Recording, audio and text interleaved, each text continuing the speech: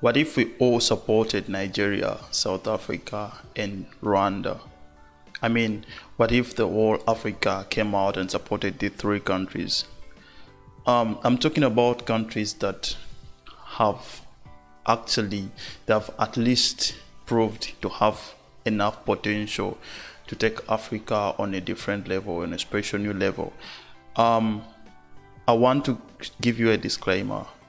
I'm not paid by any country or any people from any country to talk about them. I'm an African, I'm a Ugandan, and I talk about several African countries for the purpose of developing Africa and spreading the African news out there. I talk about these countries not in comparison, but because there are so many things that need to be done in Africa. But at least we have people, individuals, leaders, countries, independent people that are coming out and proving to do things that are extraordinary, things that are going to help Africa develop. So, in this episode, actually this is the first episode of the Africa Talk, and we are going to be having this series for a very, very long time. We shall be discussing a lot of issues about Africa. And my name is Shammah Benefits if it's your first time here. But if you've been here already, you know me. I discuss topics like this one and more, topics that are sensitive. So if you're not ready to listen to uncomfortable discussions, you may not like this video. But I request you to subscribe to my YouTube channel, like, share, and comment my YouTube video. Let us continue. So we have the three countries. We have Nigeria, the country with the highest population in Africa, and one of the countries with the highest populations in the world. A country that is looking at being divided into two countries for several reasons, but population being one of the key factors, and being that the country is so big. Then we have South Africa, also one of the biggest countries, a country with so much potential, one of the most, or if not the most respected African country. For a person that has traveled, a person that has seen, for a person that has gone abroad and you've traveled to very many countries in the world, you understand. I'm a teacher and I've been to Asia. Some countries in Asia have stereotype when it comes to black people, or Africans to be particular. But when they realize that a person is from South Africa, they really treat that person like European or something. So there is that respect and value that is given to people from South Africa and the country at large. And then we are talking about another country, Rwanda, a country that is developing at a very, very high rate. Rwanda has proven it has also their own problems like leadership, being that Kagame has been in the country for on power for a long time, and a lot of things that are going on talked about the country. But when you look at how Rwanda is developing when it comes to technology, how Rwanda is developing when it comes to having the cleanest city in Africa, how Rwanda is developing when it comes to doing a lot of things and showing that the technology and helping the youth and doing everything, you see that there is something that is being done. Now, I'm not going to talk about any other country. I'm not even going to talk about my country, Uganda, in this video. I'm going to talk about the three countries, Rwanda, Nigeria, and South Africa. Some of you, when I talk about countries like this, or even your countries in the list, because maybe I've spoken something good about another country and I've not talked about your country, you feel bad. But as Africans, there is something that we need. And that is the only thing that we lack. It's called unity. If we come out and unite, there is a way we are going to develop so quickly. Let me give you one example. Africa has minerals. Africa has gold, we have oil, we have aluminium, we have so much in our countries. Africa has rich people.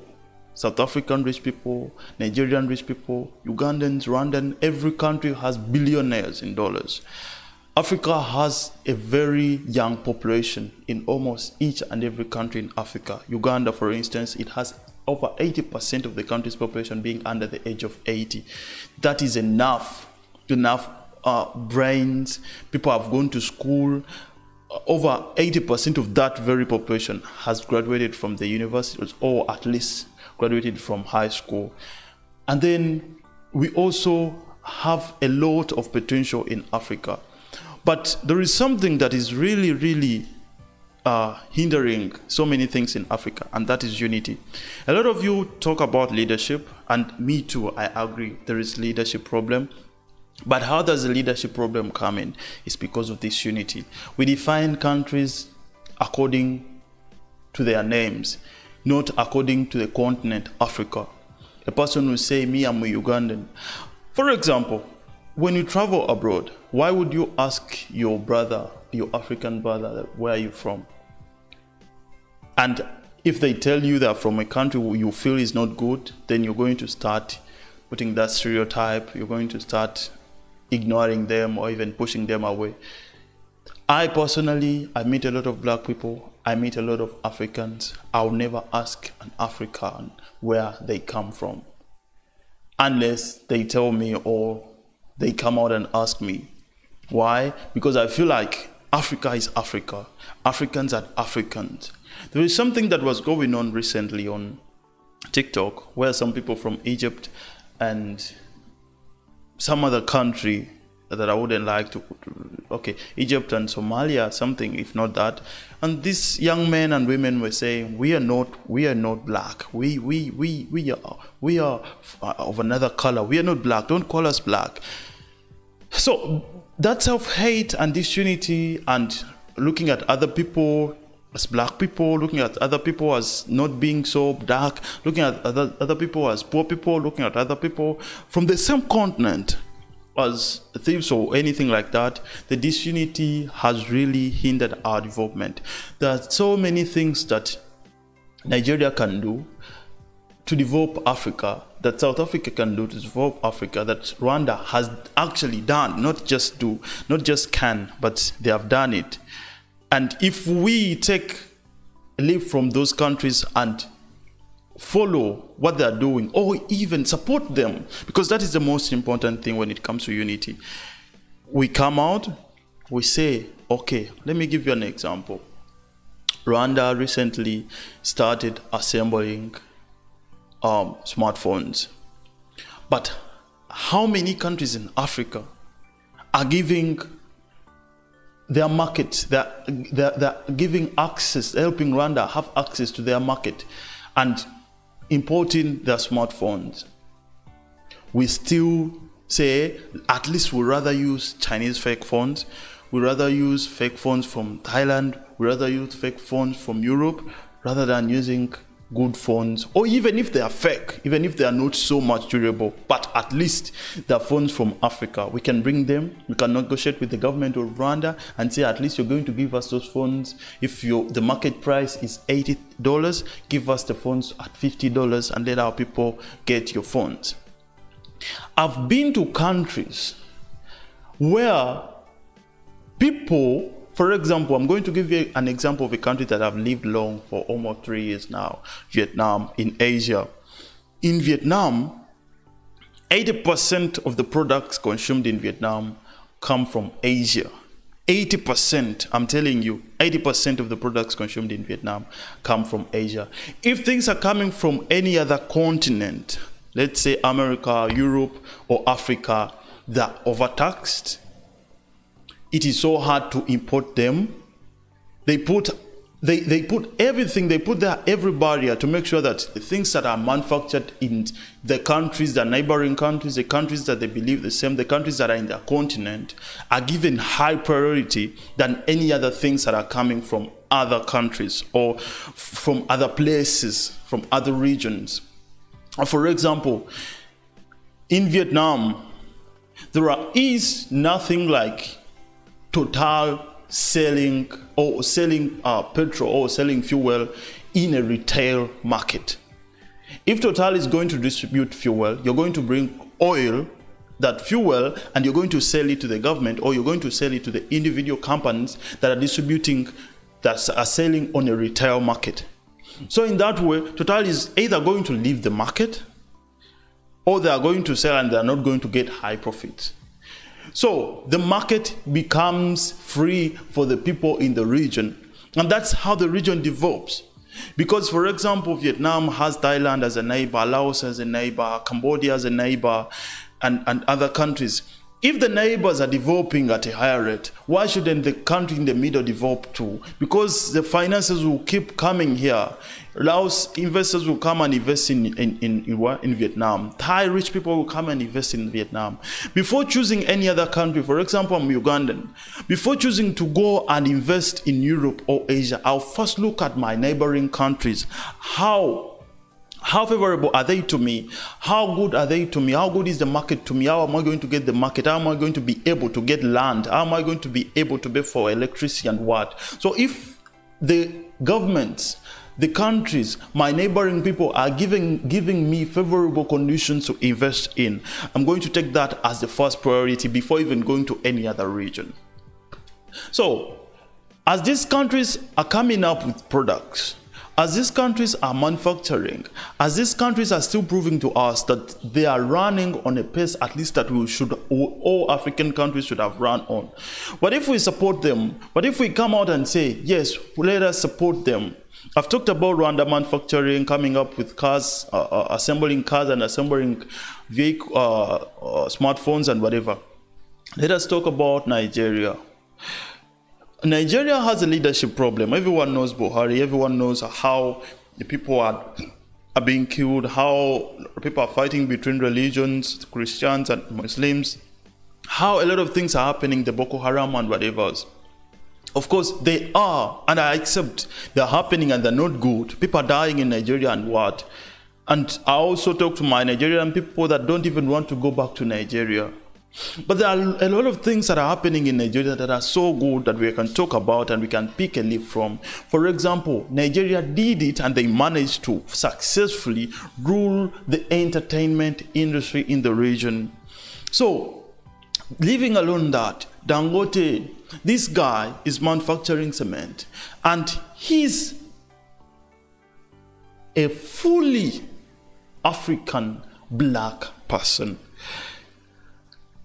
Okay, I don't want to say that I'm being racist because you might feel that I'm being racist or what.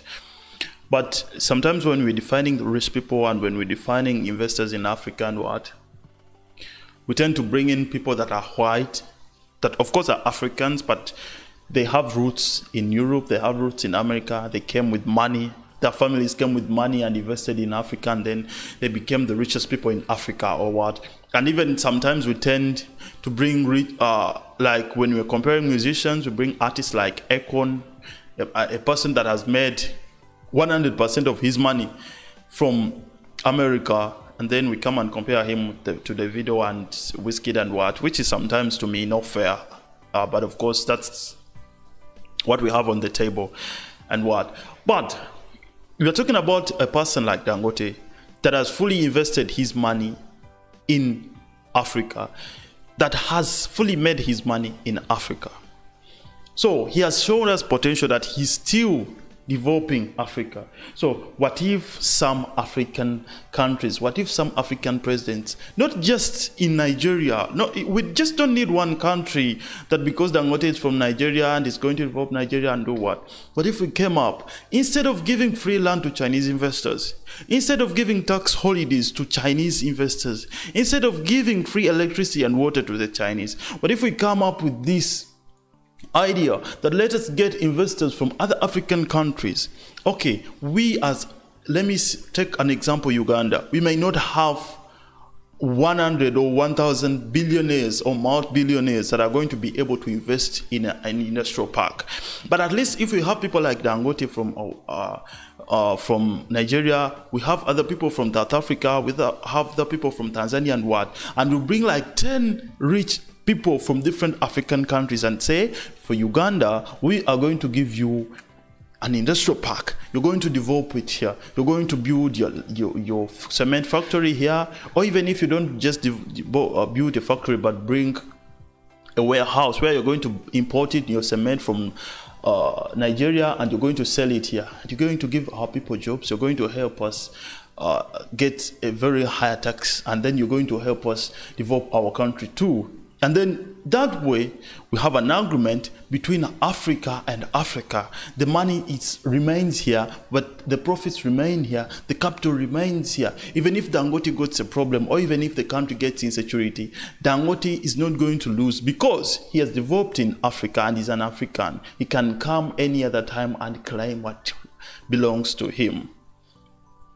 But these African countries or African leaders tend to do things that are so much like the rubbish. For example, you let a person, I'm sorry, I wouldn't want to say that Indians are bad. No, they're not bad people, and they're really good at business and they're doing their good things very well. But let me give you an example. As a person that has traveled and I've seen how developing countries do with their financial policy to develop their countries. They limit the money that goes out in foreign currencies, and they maximize the money that enters the country in foreign currency. Let me give you an example. An Indian will come to Kenya, and of course they will come with a capital of, for example, $1 million. They set up a company, the company starts working. But with a capital of $1 million, this guy has been given tax holiday for 5 years. He has been given free water and electricity for 5 years. So this is what they do. In the first month, he has already started making almost over $10,000 or even $100,000 in profits. What he does, he goes to a bank called Bank of Baroda, which is an Indian-owned bank, and he banks his money there. Because he doesn't pay tax and doesn't do anything, the only thing they are going to deduct from his money is the bank charges to send money, to deposit money in his Indian account directly in Kenya. You understand? And after depositing that money, it goes back to his Kenyan to his Indian country, to his home country or the Indian bank account. And in that way, this person is not developing the country, he's robbing you. Because at the end of the 5 years, he's going to say the company is bankrupt, but he has been exporting your currency every single month for the 5 years.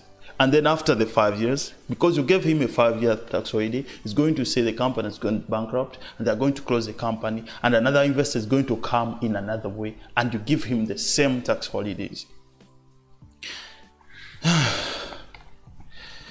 It's a very tough topic, right?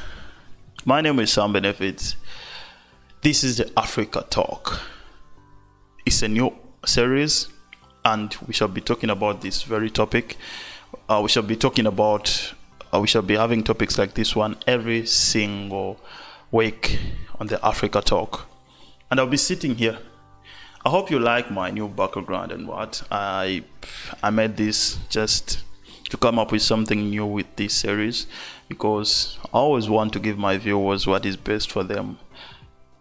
I think there is so much that we really need to do as Africans, but these discussions help us. So if you really have something you would like to give me and you really want us to discuss about something in the next video, just comment it down below. I'll make sure to talk about it in the next video. And also, if you have something that you would like to add to this particular video, come on, don't hesitate, just put it down below. I'll be reading all the comments. I almost reply to all my comments here, because I know by the time a person watches and gets time to comment, there is something that we really want you to do what? Yeah, to listen to or to read and understand. Though some comments come from haters, but at least there are comments that come from people that really love what we do. And even some comments look like people really hate you, but they're good comments that will help you understand what they really feel about the particular topic. Now, there is a country called South Africa. I told you that South Africa is the most respected country in Africa. And that has happened for over years, for any reason that I wouldn't want to mention, that I wouldn't want to talk about those particular issues. But South Africa is one of the most respected countries in Africa. South Africa has many rich people. Some are white and some are black Africans, a lot of investors, and it has so much potential when it comes to fast developing companies. I see that one of the countries where a company is created or is developed or started and it evolves very, very quickly on an extreme, it is South Africa. And it is some country that needs to be respected so much. So what can we learn from South Africa? But not just learning, how can we support South Africa to be one of us? Okay, because some of us, sometimes we tend to push away South Africa because they say it has a lot of crime rate, its crime rate is so high, and whatever happens in South Africa, for example, the killings of the killing of fellow Africans recently, and that's been happening for years. The destroying of businesses of fellow Africans and other foreigners in South Africa, that has been happening for years, and a lot of things. But at least South Africa can be used as something that is going to help Africa develop. South Africa, for the respect they have, their investors are respected globally. For the respect South Africans have, their teachers and all people from South Africa are respected globally. The South African passport is one of the most respected passports in the world. So we can use the potential that South Africa has. We can use the potential that South African market has, the population, and how ready they are to purchase products. We can use all that to develop Africa. Africa needs one thing: unity. Africa needs to stop identifying ourselves as Uganda, Kenya, Tanzania, but as Africans. That is the only way that we are going to see so much development that we have been for long wanted to have. This is the Africa Talk, a new series that is going to be happening on this YouTube channel every single week. My name is Shammah Benefits. See you in the next video.